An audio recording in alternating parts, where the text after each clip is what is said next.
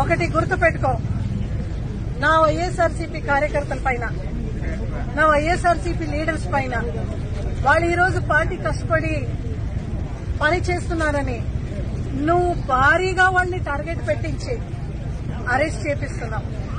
గుర్తుపెట్టుకో, అధికారం శాశ్వతం కాదు. ఏ కుర్చీలో నువ్వు కూర్చున్నావు ఆ కుర్చీ నాకు పాతదే. నేను మాజీ మంత్రిని. ఆ కుర్చీ చాలా పాతదే. అయితే ఆ కుర్చీ శాశ్వతం కాదు. మళ్ళా ఆపోజిషన్ లో నువ్వు రావాల్సిండేదే. వడ్డీ సమేత ఇస్తాం నీకు అన్ని కూడా.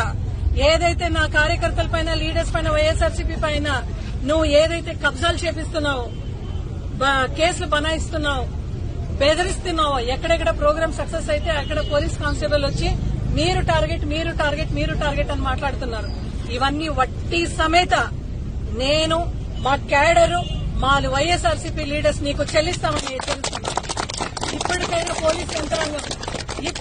పోలీస్ యంత్రాంగం దిగివచ్చి మళ్ళా మత విద్వేషణ ఎక్కడ కూడా జరగకుండా మీరు ఖచ్చితంగా చర్యలు తీసుకోవాలి.